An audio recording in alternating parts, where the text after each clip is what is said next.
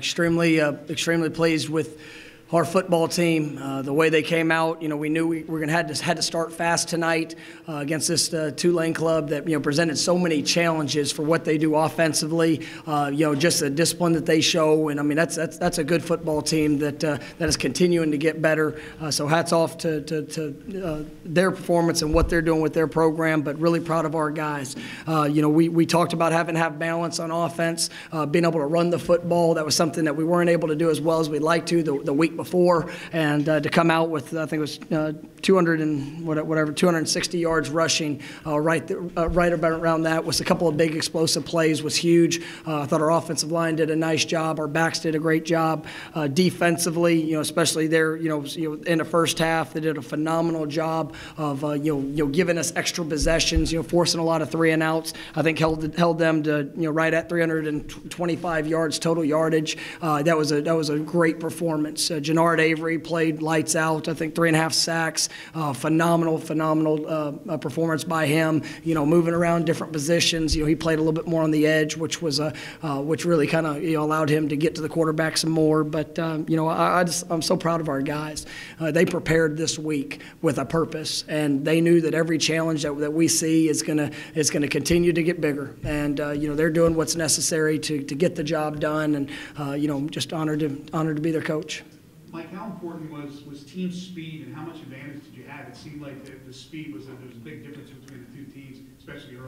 I think our guys went out and played fast. There a lot of confidence in the plan, a lot of confidence in what we're asking them to do. The big plays is what I was really pleased to see. To have those explosive runs. I think we had 2 runs over 70 yards. We had a couple of explosive passes down the field. Our guys capitalized on those opportunities. I'd like to see us sustain that a little bit better. We had the turnover there late in the first half, which led to points for them. We got to get that corrected. I thought we had a lull there in the third quarter offensively with 2-3, I think it was 3-and-outs. But we have to eliminate that because we've got to be able to sustain drives consistently throughout the game.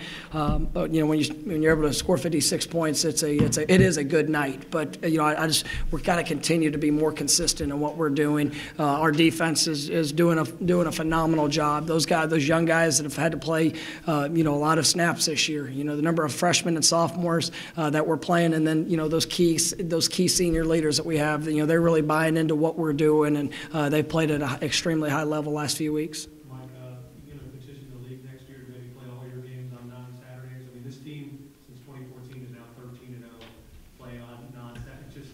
And you have another one again next week. It just seems that when the schedule gets out of whack a little bit, this team responds. Well, the thing we do love about it is the showcase. It's a showcase game. It's one that when you play on a Thursday or Friday, we know the country has an opportunity to see us, and these kids, they thrive off that. The opportunity to show what we're all about, and we talked about that today leading up. Is just what is our identity? What do we want to be remembered as individuals and collectively as a football team? The name that's on the back of that jersey is going to stick with us for the rest of our lives. So let's make sure we go out there and play at an extremely high level for all those people that have helped get us here to make them proud. And that name on the front of the jersey, well, that's something special. Because, you will always be a Memphis Tiger, and what we represent is so much bigger than just ourselves. We represent this community. We represent a wonderful university, and so, by the way that we play, we're starting to garner a little bit more attention nationally, and you get a game like this on a Friday night, next week on a Friday night, then you got to make the most of those opportunities. Hey, Coach, looking at the stat sheet, team in Tulane that came in, I think 12th in the nation in rushing, and look at it, you hold them to 122 yards. I know you got to be happy with your rush. It was incredible. I thought our Coach Ball and the defensive staff did a great job in the plan. They had 52 carries for 122 yards, and that is pretty special. And our defense, I know there's been questions about how those guys are going to respond when adversity had hit. We've had as many as 6, 7, 8 starters that have been out throughout this year, but our guys just keep playing. They just keep believing in what we're doing. Show great composure, the energy, the passion which they play with. It's pretty dominating performance in that regards, and that was something that I'm happy to see. Coach, Tulane like to run a little marathon, but you like to control the tempo with this speed. How did you want it to get off to a quick start? Well, we knew we needed stops early, and that was something that they want to try to hold the clock as much as possible. That rush defense that we just talked about was big, being able to force them into some long yard situations on third downs. Offensively, we were able to score. We scored quick. I mean, that's not something that I know when you look at the time of possession. Sometimes that's it forces your guys to maybe play a few more snaps, but when you're explosive and putting touchdowns on the board, that's what we want. And so I thought our guys did a great job defensively. That by creating those extra possessions for us, we're able to capitalize on it. We've got to eliminate the one turnover. That was something that we got to get corrected. And the thing that the things I don't like offensively are the 3 and outs. We've got to get that first down and be able to hold the ball a little bit longer. We just can't have those short drives. Mike, how do you juggle, you look at the end of the game and you're up 20, 30 points.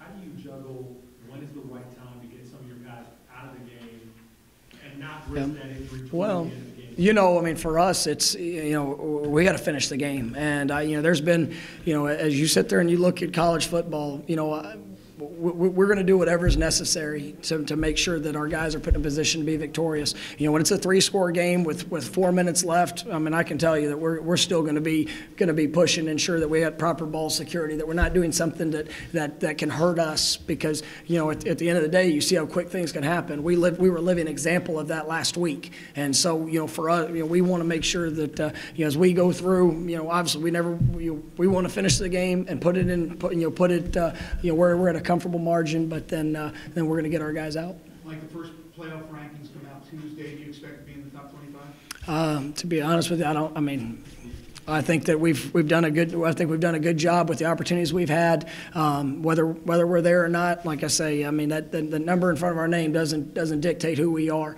We are grateful and are proud of the exposure that we're getting by being ranked in the top 25. That's something that our kids, you can take a great deal of pride in. But at the end of the day, if you don't do what's necessary to sustain it, it won't be there long. And so I think this football team has responded extremely well to the opportunities that have been presented, some of the adversity we've seen. So whether we're in the top 25 or not, I can't tell you, but I think that this is a good football team that's continuing to progress. You mentioned offensive lull. And is there a lesson to be learned in that you're up 35-0 and they cut the lead at 35-19? Well, we understood. We understood that there was going to be a run.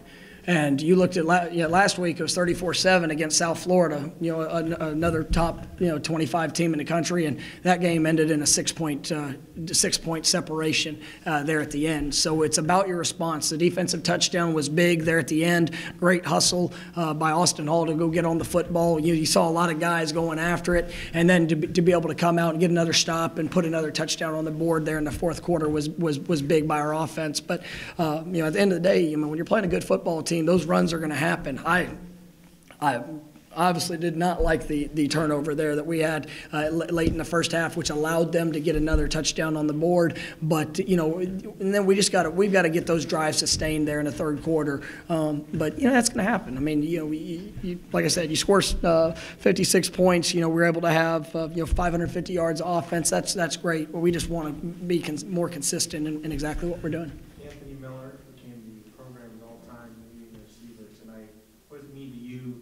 Not just that he did it, but he did it mostly in 2 years playing with you, in just 2 years, really. Yeah, it's pretty special. I mean, Anthony is a special player. He's a special person.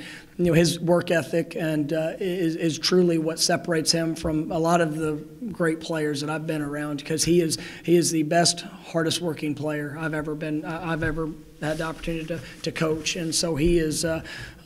He's phenomenal. You watch him on a Tuesday practice, he plays just like he did out there tonight, and the passion, the energy, what he does, who he makes around him, he helps develop the culture that we have here. We lay it in place of what our expectations are, and man, he goes and achieves it. And for him to have that's a special night for him. him. And I know when we got here, I knew the very first spring that I saw him on that football field that he had an opportunity to have a couple of years in front of him. I was glad that he came back for his senior year because, that's going to be something that, for the rest of his life, he'll say that, he's been able to achieve that accomplishment. And, his picture will be up on our walls and, will be one of the all-time greats that have ever played at the University of Memphis. All right, guys, thank you.